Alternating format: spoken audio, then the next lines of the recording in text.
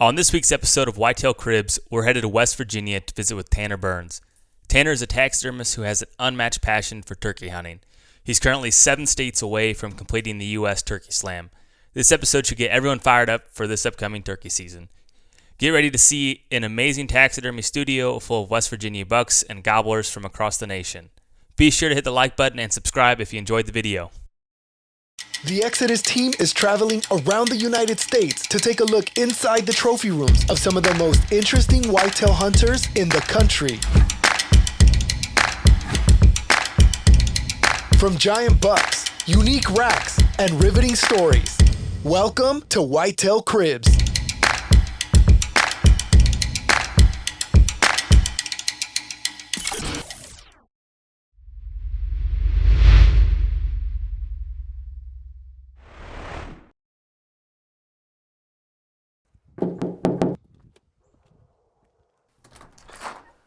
Hey, come on in, guys. Welcome to the shop/crib here. Okay, my name's Tanner Burns. I'm the owner of Full Draw Taxidermy in Buchanan, West Virginia. And I guess you could say I have a little bit of a turkey obsession. Come this way, I'll show you the workshop area over here. We've got a turkey going in here, so you can see a little bit of the process of how we put a turkey together. So right here is where we would do the skinning on a fresh bird. When you bring him in, we use these shackles to hang him up. We can do all of our skinning and then either freeze them till we're ready to go. Over here, you can see how we got one set up. So 3 things that people don't realize when they're getting a turkey mount. You're detaching 3 things. You're detaching the legs, you're detaching the head, and you're detaching the tail. And those all 3 of those things come together to make the mount. We'll start up here at the head. So we use all freeze-dried heads. We don't use anything artificial. Some taxidermists will use fake heads, but people seem to really like the freeze-dried heads better. So we got a freeze-dried head that goes on this insert. And you see we get the position and the pose and everything all put together before the mount even happens. We got his legs bondoed into the form and kind of put in position, and then his tail is actually bondoed too, and then you can just put it off. So if you want him in half strut or whatever pose you want, we can do whatever you need to with the tail. Really depends on what attitude the bird's in, whether he's gobbling, standing. And over here we got a skin. So this is a skin that we're going to be using on that bird right there. Tomorrow morning I'm going to come out here and put him together. But if you look here, we had to demeat his wings, and then we'll run wires through his wings, and that's what'll let us manipulate whether he's got his primaries down to the ground or whether he's got his primaries folded up in half strut. And turn him inside out. I'll kind of show you how we get rid of all the fat. If you look at his skin, you can see all of his feather quills are demeated. We'll rub borax on the skin to preserve it before we go through the mounting process. But to do a really good turkey mount, you have to have all those feather quills exposed so that you can manipulate them when it comes time to put him on the form like that. But we'll go over here and I'll show you real quick a little bit about how you get the meat off of there. Seems like everybody's got a different process to do a turkey. But if you come, bouncing around here. I have a chair that I set here, and this is a wire wheel. And behind this wire wheel, I've got it kind of jerry-rigged to 1/4 of a horsepower motor back there. And we'll just flip it on. It's unplugged right now. And actually, you just wire wheel that skin or that meat off of there until you get a real nice looking skin like that. And then the fun part after that, I just got done doing this morning. A lot of people don't realize you have to wash a turkey before you go through the mounting process. So after I get done fleshing, I'll come over here. I've got a double utility sink here, and I will completely submerge this turkey in cold and hot water, about lukewarm temperature, and wash him to completely get rid of all the blood and all the nastiness on his feathers, whether it be dirt or grime or whatever happened after the shot. And we'll wash him over here. And as soon as we get rid of all the blood and everything like that, it usually takes about 7 or 8 rinses. We'll take powdered Tide, and then the last rinse actually goes with powdered Tide, and that gets his feathers all nice and shiny and put together. So after we get done doing that, you'll see I have an old washing machine over here. The only thing that works on that washing machine is the spin cycle. So after I wash him, I'll throw him in here, put him on 2 spin cycles, and what the spin cycle does is it gets rid of some of the water off of his feathers to save me during the drying process, because as you can imagine, once you wash this thing, he gets super saturated as far as the feathers go. So when that time comes, I've made a little bit of a tool on my skinning thing here. So I got 2 clips. I'll clip them in between the humerus, or wait a second, the radius and the ulna. Yeah, not the humerus. Humerus is behind these. Yeah, I'll clip it in between the radius and the ulna. So I'll have those exposed like that. Let me get them turned back right side out here.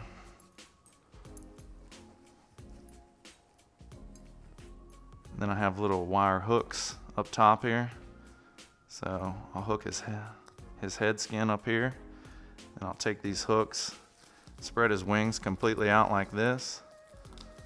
Run one of those hooks through that wing. Run one of these through this wing here. I'm gonna have some taxidermists stealing my ideas after this. Should've thought this through before I showed everyone. Oh. Let's get this one hung up here.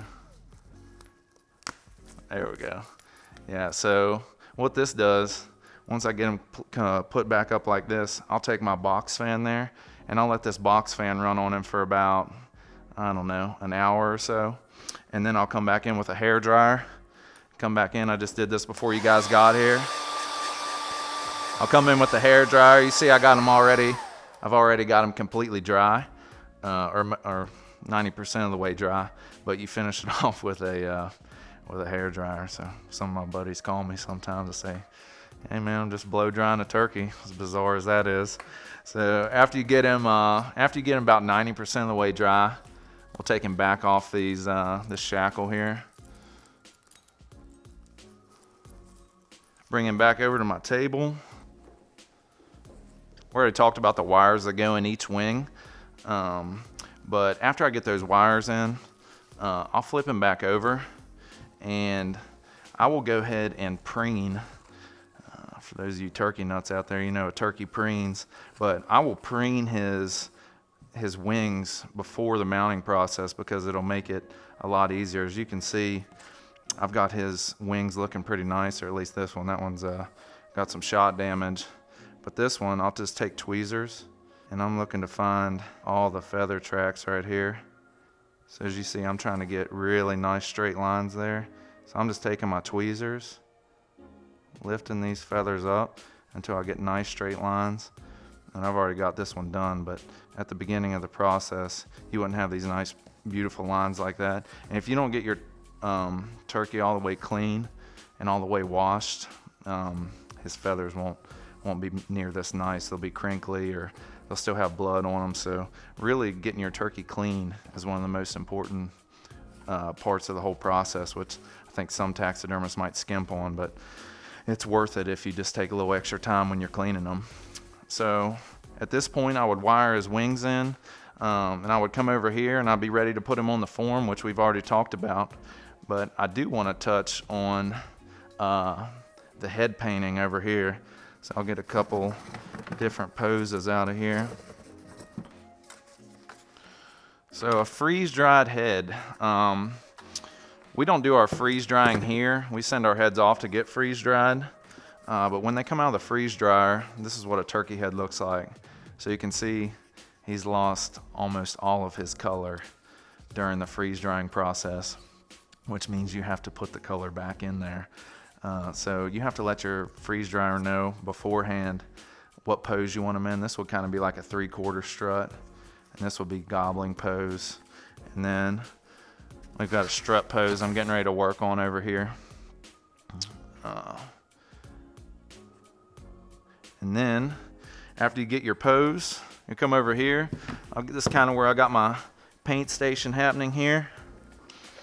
I'll sit down here and I'll airbrush, and I'll use my airbrush here, and I'll use pan pastels, and this is kind of the finished product that you get when you're done. It's usually about a 2-hour process, getting that paint on there and getting them how they're supposed to be. But I printed off a bunch of reference photos here behind me so I can kind of look at what I'm thinking about doing. I don't really like to have a lot of a harsh red color. Even though a turkey will have a really bright red color, I prefer to do like a subtle red on mine. I just think it looks more natural. But all these reference photos here, really, if you look at the head on all these turkeys, every one of them is different. So there's really no right or wrong way to do it. But a turkey's head can go a million different directions. I'm sure a lot of you watching this have seen a gobbler appear before you, and its head's one color, and he might go behind a tree, and its head's a completely different color. So that's the beauty of it. There's really no right or wrong way, but people seem to like how we go about painting them, and it's been a long process learning how to paint them. It really has. Some of the colors that we use a bright red like that, and then we use a baby blue color for their cheeks. And then one other thing, it's weird, you have to go to the makeup section and buy some mascara. We use it pretty frequently. So after you get done painting these, the paint sticks to these little hairs that you can see. Even in the freeze drying process, their ears or their ear holes and everything, the hair is still on the skin.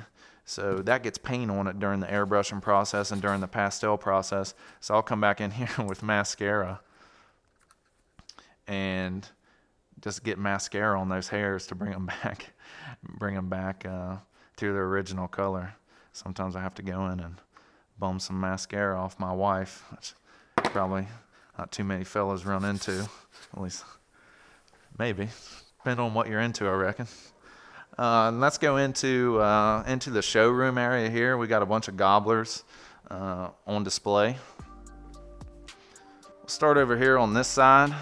First off, I'm doing something called the US Super Slam that some of you guys may have heard about before, but the Super Slam is killing a bird in all 49 states.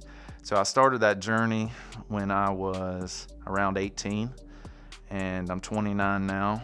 I've got 42 states down, and I've got 7 left. If all goes well, I've got 6 states lined up for this spring, and hopefully 1 left for the spring of 2021. So hopefully I'll be finishing it in the next 2 years. There's only about 13 or 14 people that have ever done it, and if I can finish it up fairly soon, I'll probably be the youngest person that's ever done it. But there's a lot of people doing it now, so I'm sure that won't stand too long, but I'll get a couple seconds of glory hopefully. But over here I have pictures of each state I've been to so far for customers to look at. I think I get a lot of people that don't believe me when I tell them how old I am and how many states I've been to, but I just love turkey hunting. I started traveling at a young age, and trying to get a bird in a new state is really a rush. Going to a new state with 2 or 3 days and trying to get a bird, it's not a leisurely activity. When you hit the ground, it's a daylight to dark activity trying to get one on the ground, and I really enjoy it. I'm not sure what I'll do when it's over with, but I had no intentions of really doing the Super Slam. I had a friend that was doing it that I met in Alabama. His name was Kenny Mount. He's one of the fellas from the Penhody Project, and I started hunting with him, and I went on a couple trips with him when he started his slam. He was probably like 25 or 30 states in, and we went to New Mexico, and I'd only been to 4 or 5 states at this point. And we were having a discussion. I was having a rough trip in New Mexico. It'd been like 2 or 3 days, and I hadn't killed a turkey. And it was during West Virginia season. And I said to him, man, I shouldn't even have came on this trip. If I was in West Virginia, I'd be killing turkeys. And I think it kind of made him a little upset. And he said to me after a few choice words, he said, man, anybody can go to the same state every year and kill a turkey. He's like, you want to be a good turkey hunter? Then you go to a new state with a couple days, and that'll show you what you're made of. So I kind of took that to heart after he said that, because he was right. You know, a lot of people can go to the same place every year where there's always turkeys and kill them. But going to a completely new area with just a couple days to hunt, not only is it exciting, but it'll really show you what you're made of in the turkey woods. But anyway, that's a little bit of the backstory about the Slim. A couple birds I have here. I just competed with this bird in Nashville. It got second in the Masters. This is actually one of my birds. So the skin, this bird is kind of a Frankenstein bird because I got bits and pieces of all different types of turkeys on here. So his head is off a Rio I killed in Texas that was freeze dried.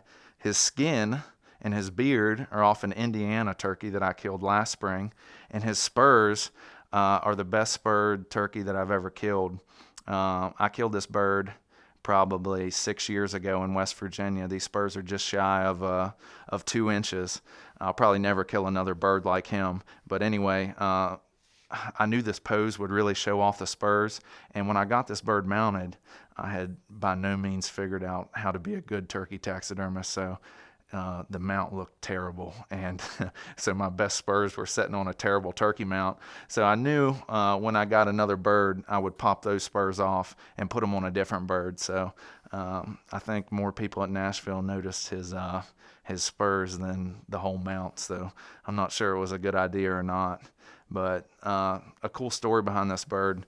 It was 6 years ago, and it was the second to last day of season on some public land here. And this bird, I watched him pitch up into a tree the evening before, and he had another gobbler with him. But late in the season like that, the foliage was really on. So when I got in there that morning, I got in almost right where he flew up from. I was almost sitting under him the next morning. But the trees that he had flew into were so humongous, I couldn't see him up there. And he never gobbled that morning. So as it started breaking daylight and I hadn't heard him, I thought that something, maybe a coyote, had came in and bumped him out, and he wasn't there because he never made a sound. So I was ready the entire morning. And about the time that I had convinced myself he was gone, I laid my shotgun in my lap and was going to pull my phone out or something, decide what my next move was. And it sounded like a B-42 hit the ground about 30 yards from me. He just sailed in and hit the ground, and he was all business just looking around. He's 30 yards from me. My shotgun is laying on my lap, and the other one hit the ground. So at this point, I'm like, man, I've really screwed this up. Well, as fate would have it, he had a tree to go behind about that big, and he took a path that led him behind that. And the second that he got behind there, I made as quick a move as I could and got my gun up, and he didn't have a clue in the world that I was there.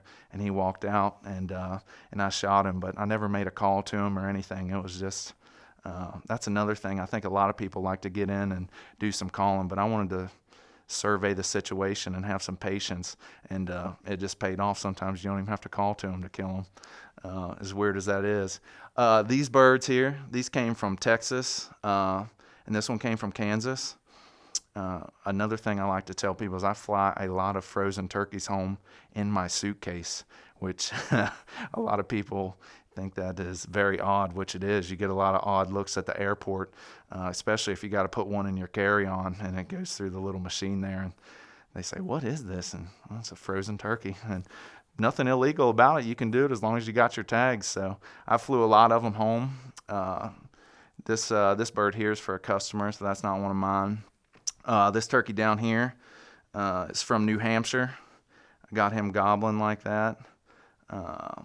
This is a customer's bear here. We've got a hanging dead turkey here. I just try to throw in as many poses as I can in here, so when a customer comes in here, they can really decide what pose they want. We've probably got about 10 different poses here in the showroom that they could take a look at.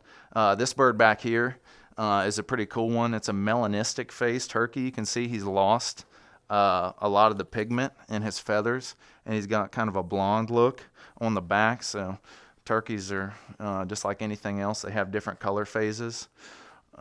Another one, popular one, is like a smoke phase turkey.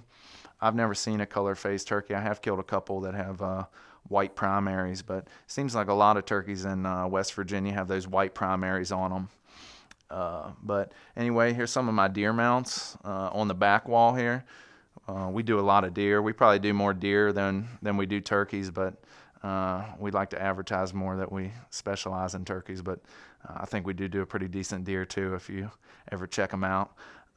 This turkey here is also from Texas. So probably 4 of these turkeys in here are from Texas. I have a spot in South Texas that I usually start my season in every year. And South Texas, chances are if you kill one there, it's going to be a very, very nice turkey to mount because you don't have to worry about them getting wet. It's always dry in Texas, so usually the feathers stay really nice. This turkey here was one I competed with in Nashville last year. It is from Nevada, and there's another a cool story behind this one. So I had to fly him home in my suitcase as well. Nevada, if you've ever looked into turkey hunting, Nevada, there's only 2 counties with turkeys in Nevada, and if you apply on public land in Nevada, they give 1 non-resident tag a year to turkey hunt. I did not draw that tag. You can find a landowner and they can agree to sell you their turkey tag through the DNR. It's a little bit of a process, but you can still do it. But anyway, I managed to get a hold of a landowner tag. But when I got to Nevada, this landowner had also gave 3 other people permission to hunt his land, and there was 1 flock of turkeys on this whole thing, and we were there really early. So it was about a flock of about 130 turkeys, I'd say, and there was probably 20 longbeards, or probably more than that, to be honest with you. But all of us are just kind of watching this flock, and nobody knows anybody, so everybody's trying to figure out how we're going to do that. Well, I watched those turkeys all evening, and Nevada doesn't have a whole lot of trees, so there was 3 trees for 130 turkeys to roost in, and they were big trees. But anyway, when it got dark, all those turkeys pitched up into those trees, and I'm trying to think how I'm going to beat these other guys to these birds in the morning. Well, as I'm glassing from this hillside watching these birds fly up, I see this big root ball that is directly beneath those turkeys. And to crawl under a flock of turkeys like that, you really have to have it together. So I started my crawl at about 2 a.m. the next morning because it was supposed to break daylight at like 4:30 or 5. But I crawled into that root ball while they were sleeping, and I laid there for 2 hours just because I knew that they would probably hit the ground in gun range. But listening to 30 or however many gobblers it was behind me that morning wake up, it was one of the most surreal things. The drumming and the gobbling and just the turkey talk that I heard that morning, I'll never forget. And once they started hitting the ground, I had to shoot one very, very quickly because if I didn't, I was probably going to kill about 6 or 7 of them with one shot. So as soon as the longbeard hit the ground, I made sure that it was an adult, and I shot him, and I went out and grabbed him, and there was 2 people on each side of me, and I saw them get up and go, but I had to crawl in under them that morning. Moving on down here, this is just a West Virginia bird. He's got a little bit of attitude to him, kind of like he's about to whoop up on one. That's a pretty popular pose I've done a good bit of recently. Moving in over here, this is another Texas Rio here. He's a really pretty one there. I really like that mount. We just did that one not too long ago on that stump. Probably not very characteristic of a stump you would find in Texas, I wouldn't imagine, but people don't need to know that, right? Other than that, I've been able to show you guys around. I hope you'll look us up on Facebook, Full Draw Taxidermy. If you ever have any questions, give us a shout, and good luck to everybody this spring. I hope you shoot straight, hear a lot of gobbling, and have a great time out there. Thanks, guys. Appreciate it.